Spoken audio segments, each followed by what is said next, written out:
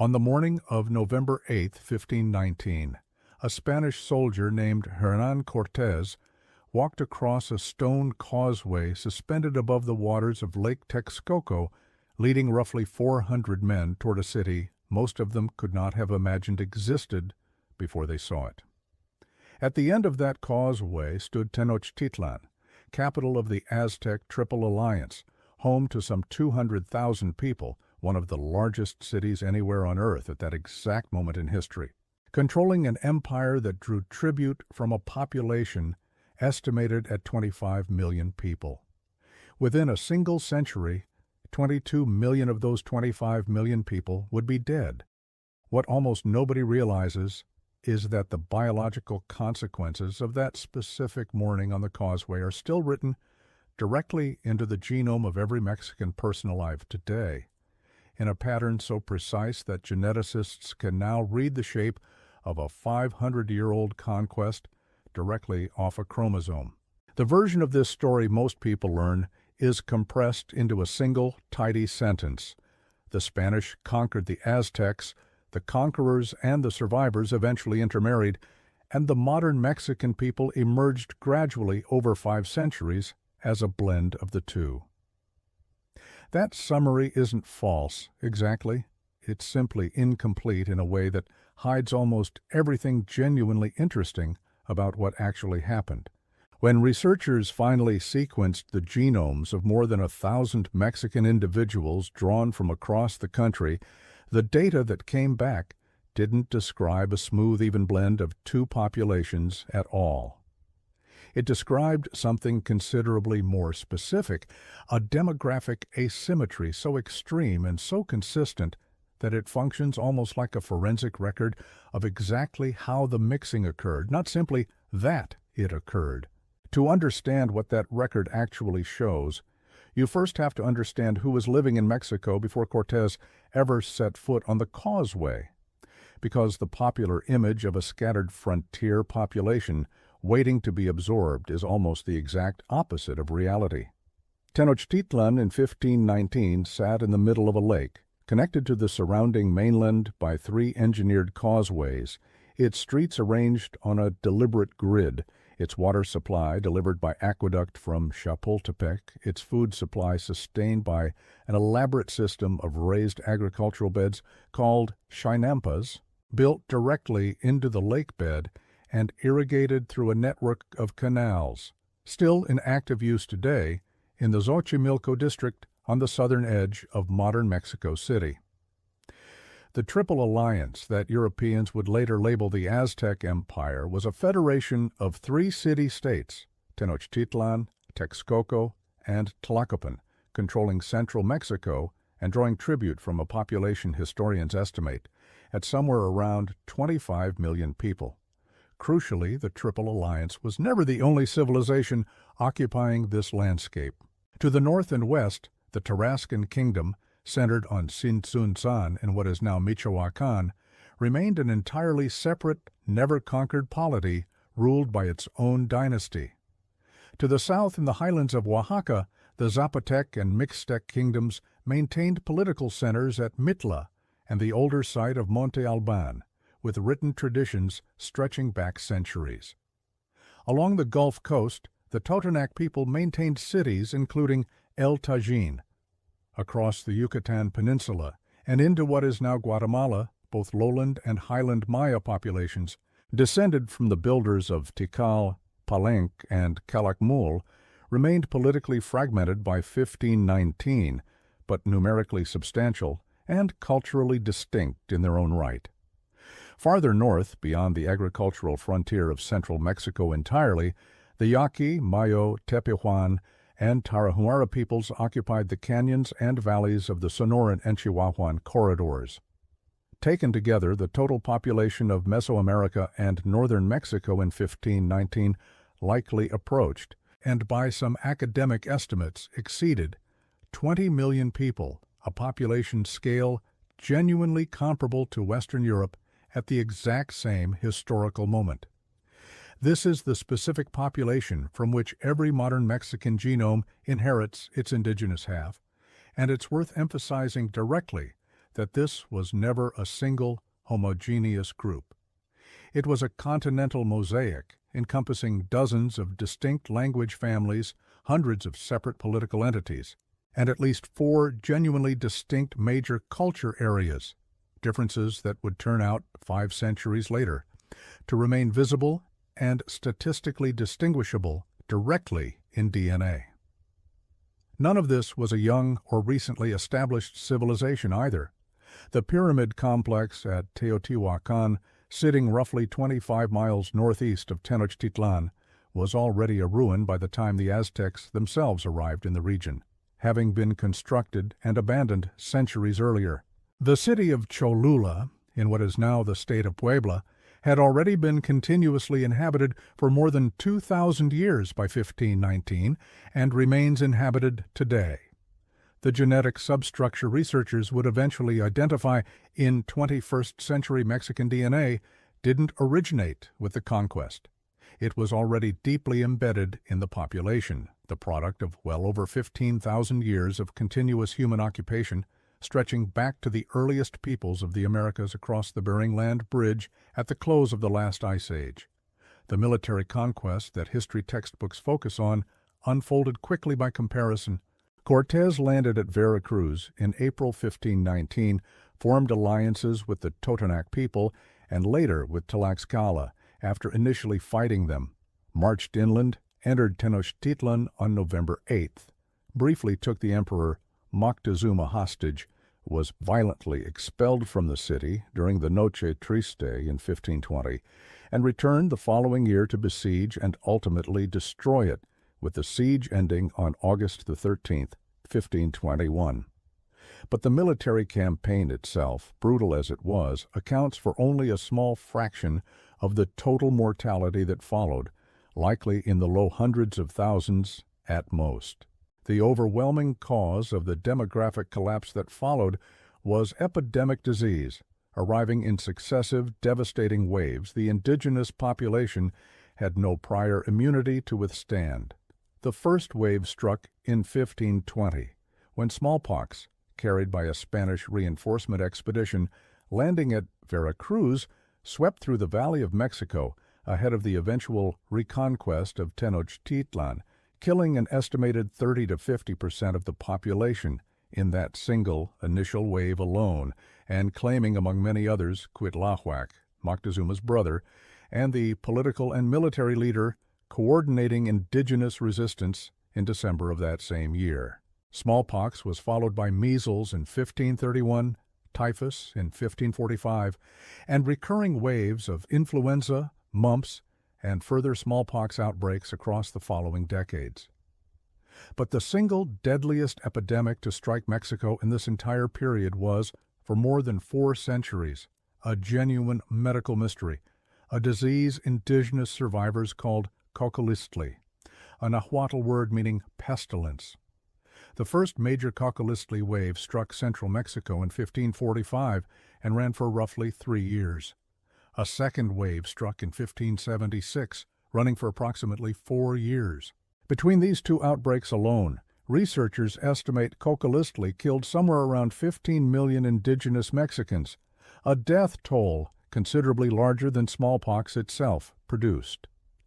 For the entire span of the modern scientific era, nobody actually knew what cocolistli was. Spanish chroniclers at the time carefully documented its symptoms, and those symptoms simply didn't match smallpox, didn't match measles, didn't match typhus, and didn't match any disease European physicians of that era could identify or name.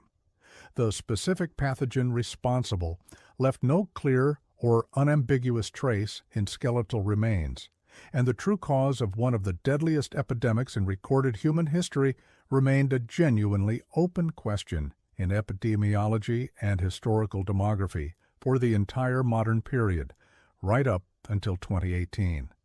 That year, researchers Oshild Vogene and Johannes Krauss, working at the Max Planck Institute for the Science of Human History in Jena, Germany, published the answer. The research team extracted ancient DNA directly from teeth recovered from a mass grave in the Mixtec town of Tepozcalula, Yucundaya, in the highlands of Oaxaca. a burial site dated specifically to the first major caucholistly wave of 1545. Sequencing the bacterial DNA preserved inside those teeth, the team identified the responsible pathogen as Salmonella enterica subspecies enterica Serovar paratyphi C, a bacterial agent responsible for a form of paratyphoid enteric fever, closely related to the modern bacterium that causes typhoid fever. This specific strain had already been documented separately in the medieval European archaeological record, and researchers concluded it most likely entered Mexico through the exact same channels that had already introduced smallpox and measles, carried in the gut flora of Spanish or African passengers traveling on ships that landed at Veracruz.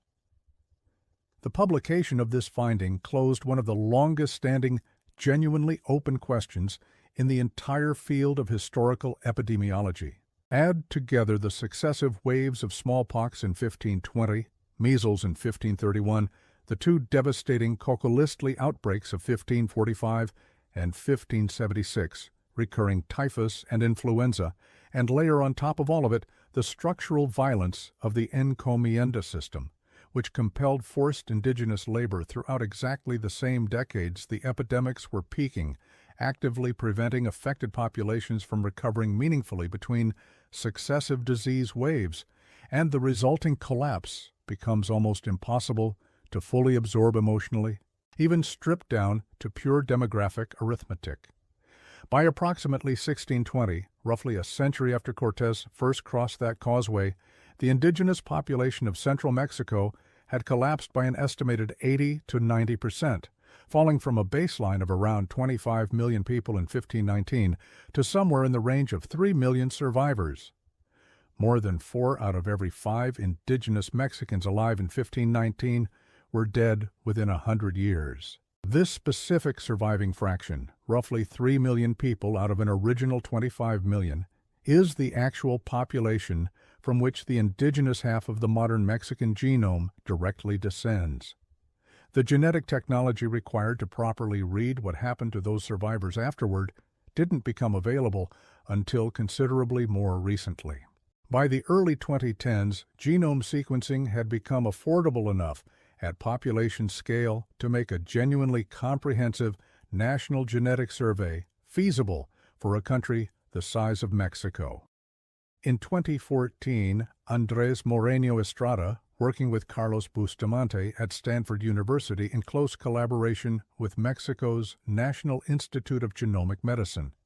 published a landmark study in the journal Science titled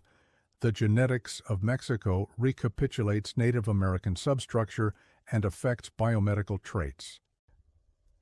The research team sequenced genomic data from more than 1,000 Mexican individuals drawn from 20 of Mexico's 32 states, deliberately designed to capture the country's full geographic range, from Sonora in the northwest to Yucatan in the southeast.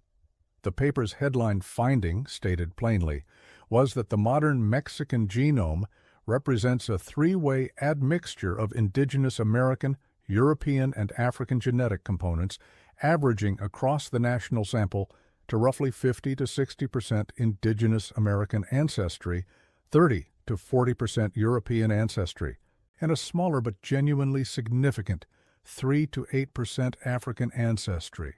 with real measurable regional variation around these national averages depending on geography. But these overall percentages, the kind of number a commercial ancestry test would hand back after processing a cheek swab, don't by themselves reveal anything about how the underlying mixing event actually unfolded. Two populations can blend symmetrically with roughly equal numbers of men and women from each group intermarrying, or they can blend asymmetrically, shaped predominantly by men from one population and women from another. And these two very different processes can produce identical overall percentages while leaving behind completely different genetic fingerprints, readable specifically in the parts of the genome that pass down through only one parent at a time. This is precisely where the research reveals its most striking finding. The Y chromosome passes exclusively from father to son remaining largely unmixed and unrecombined across generations. Mitochondrial DNA passes exclusively from mother to all her children, but is only carried forward into the next generation by her daughters. Because both of these specific genetic lineages trace a single, unbroken parental line, rather than a blended combination of both parents, they preserve a remarkably clear record of exactly which parent, in aggregate, across an entire population, contributed which specific ancestral thread. When the Stanford and Mexican research team, along with subsequent academic and commercial follow-up studies, examined Y chromosome lineages specifically among Mexican men, they found that a substantial majority carry Y chromosome haplogroups of clearly European origin, dominated specifically by haplogroup R1b, the single most common Y chromosome lineage across Western Europe, alongside haplogroup J2, widespread across the broader Mediterranean world. Indigenous American Y chromosome haplogroups, primarily Q1a, the lineage historically associated with the earliest peopling of the Americas, appear in only a comparatively small minority of Mexican men, despite indigenous ancestry accounting for roughly half or more of the average Mexican autosomal genome overall. When the same research teams instead examined mitochondrial DNA lineages, specifically among Mexican women, the pattern reversed almost completely. The clear majority of Mexican women carry mitochondrial haplogroups of indigenous American origin, dominated by haplogroups A2, B2, C1, and D1, the four founding maternal lineages that entered the Americas across Beringia at the close of the last ice age. European mitochondrial haplogroups, primarily H, U, and J, account for only a comparatively small fraction, and African mitochondrial lineages, primarily various L lineage branches, appear at a modest national average, concentrated more heavily in specific coastal regions. Translated directly into human terms, this means that on the paternal line, the direct chain running father to son to grandson, the great majority of Mexican family trees converge, roughly 400 to 500 years back, on a Spanish man. On the maternal line, mother to daughter to granddaughter, the great majority converge in that same general historical window on an indigenous woman. This asymmetry isn't a subtle statistical footnote buried somewhere in the data. It's the single dominant defining feature of the entire genetic picture, and it directly encodes the specific demographic shape of the conquest itself. Spanish male colonists arrived in New Spain in real substantial numbers during the 16th century, with comparatively very few Spanish women accompanying them in that first critical century. These men formed unions with indigenous women through a genuinely wide range of circumstances, including outright force and coercion, negotiated arrangement, and, in some documented cases, genuine partnership with women who were themselves survivors of an 80 to 90% population collapse happening around them in real time. Their children inherited Spanish Y chromosomes from their fathers and indigenous mitochondrial DNA from their mothers, and 5 centuries later, that specific chromosomal pattern remains clearly, measurably present in the genome of the overwhelming majority of Mexican families today. There is another genuinely important layer to the same story, one the Stanford and Mexican research team identified within that same 2014 paper, and it turns out to matter just as much as the overall national averages. Casual conversation tends to describe the indigenous portion of the Mexican genome using a single broad label, Native American or Amerindian, and simply leave it there. The actual genomic data reveals a considerably sharper underlying structure hiding beneath that simplified label. When researchers ran principal component analysis specifically on the indigenous fraction of their sample, having already separated out the European and African ancestry components first, they didn't find one single, uniform, genetic cloud. They found 4 genuinely distinct clusters, each with a clear geographic center and each corresponding closely to a well-documented pre-Hispanic culture area. The first cluster centers on northwestern Mexico, representing the dominant indigenous genetic signal found in modern populations across the Sonoran Desert, the Sierra Madre Occidental, and the Chihuahuan Plateau, corresponding genetically to the Yaqui, Mayo, Tepehuan, and Tarahumara peoples, populations that were never incorporated into the Aztec Triple Alliance and whose distinct genetic signal predates the Aztec expansion by many thousands of years, surviving the conquest in meaningful part because the worst epidemics moved considerably more slowly across the sparsely populated northern desert than they did through the densely populated central highlands. The second cluster centers on central Mexico itself, representing the dominant indigenous signal in the Valley of Mexico and the surrounding states, corresponding to the broader Nahua-speaking population, the direct linguistic and cultural descendants of the people who built Tenochtitlan and the other major cities of the Central Plateau.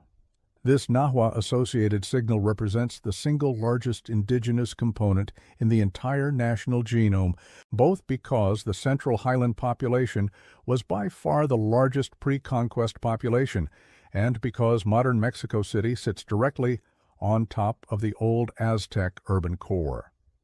The third cluster centers on the southern highlands of Oaxaca, southern Puebla, and Guerrero,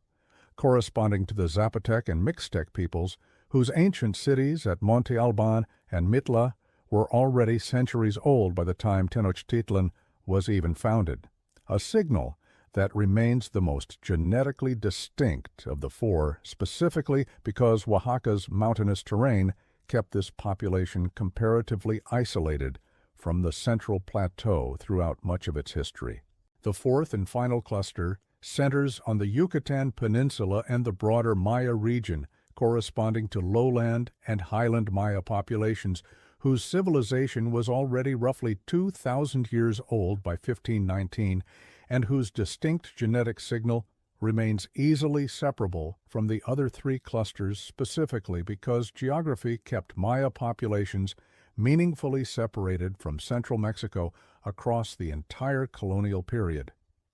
These four components aren't a loose theoretical grouping. They're statistically distinguishable in the genomes of Mexicans living today, meaning a genetic analysis of an individual Mexican person's DNA can, in many cases, identify which of these four ancestral components dominates their specific indigenous genetic fraction, and therefore roughly which pre-Hispanic culture area their indigenous ancestors most likely came from, encoded directly in their chromosomes, whether or not that person has any personal knowledge of which specific ancient civilization their family's deeper genetic history actually traces back to. The non-indigenous portion of the Mexican genome carries its own layered history as well, and it isn't a single uniform component either. The African genetic contribution averages a comparatively modest 3 to 8% nationally, but it isn't evenly distributed across the country, and the specific regions where it concentrates most heavily correspond directly to the documented historical geography of the transatlantic slave trade into New Spain. Between roughly 1520 and Mexico's abolition of slavery in 1829, historians estimate approximately 250,000 enslaved Africans were transported into the Viceroyalty of New Spain, arriving primarily through the ports of Veracruz on the Gulf Coast, Campeche on the Yucatan Peninsula, and Acapulco on the Pacific Coast. The strongest African genetic signal in Mexico today appears specifically along the Veracruz coast, where colonial-era sugar plantations and the major port population concentrated, and along the Costa Chica, a stretch of Pacific coastline running through southern Guerrero and western Oaxaca, where escaped and freed African communities formed permanent settlements in remote terrain, producing specific, still-existing Afro-Mexican towns where the local African genetic component can, in some communities, exceed 30 or 40% of the population's total ancestry. well above the diluted national average. The European portion of the modern Mexican genome, roughly 30 to 40% casually labeled simply Spanish, similarly carries its own considerably deeper layered history. In 2019, researcher Inigo Olalde and an international research team published a study in the journal Science titled "The Genomic History of the Iberian Peninsula Over the Past 8,000 Years," sequencing ancient Iberian individuals spanning from the Mesolithic period all the way through the medieval era. That research established that the modern Spanish genome itself represents a stack of at least 4 major ancestral components: a Neolithic, Anatolian farmer component that arrived in Iberia roughly 7,000 years ago and largely replaced the earlier hunter-gatherer population there, a Bronze Age steppe component related to Yamnaya pastoralists originating from the Pontic-Caspian region, arriving roughly 4,000 years ago and contributing a substantial share of the Y chromosome lineages still carried by Spanish men today, a North African Berber component introduced specifically during the period of Moorish rule over the Iberian Peninsula between 711 and 1492, and a Sephardic Jewish genetic component present in Iberia since antiquity up until the expulsion of 1492, still detectable today at low but genuinely measurable frequency in both modern Spanish and modern Mexican genomes. This means the Spanish men who accompanied Cortes across that causeway in 1519 were themselves carrying this entire 4,000-year layered ancestral stack encoded in their own chromosomes, and the specific Y chromosome haplogroup R1b, so dominant among Mexican men today, is itself, viewed on this deeper timescale, originally a Bronze Age steppe lineage that arrived in Iberia roughly 4,000 years before it ever arrived in Mexico. Put all of these separate, independently verified pieces of research together, and the modern Mexican genome comes into focus as something considerably more specific and considerably more historically precise than a simple blend of two peoples meeting 5 centuries ago. It represents a 4,000-year admixture stack originating in Iberia, layered onto a 15,000-year regional genetic substructure originating across Mesoamerica, further layered with a transatlantic African genetic contribution introduced through the slave trade, all of it assembled and reshaped specifically during the catastrophic population collapse triggered by the Coccolistli epidemics and the other introduced diseases of the 16th century, and further shaped by the specific, well-documented sex-biased pattern of who actually intermarried with whom during that century of upheaval. Well over 100 million people alive today carry this exact layered record directly on their chromosomes, most of them with no idea which of the 4 regional indigenous genetic signatures dominates their own specific ancestry, or which particular pre-Hispanic civilization their deepest genetic roots actually trace back to. None of this is speculation dressed up as science. It's the direct, peer-reviewed, published result of real research conducted by real institutions from the Stanford and Mexican National Institute of Genomic Medicine team that first mapped this regional indigenous substructure in 2014, to the Max Planck Institute researchers who finally identified the specific bacterial pathogen behind history's deadliest Coccolistli outbreaks in 2018, to the international team that traced the deeper Iberian ancestral stack all the way back through 8,000 years of European prehistory in 2019. Together, this body of research demonstrates something the simplified textbook version of Mexican history rarely captures with this level of precision: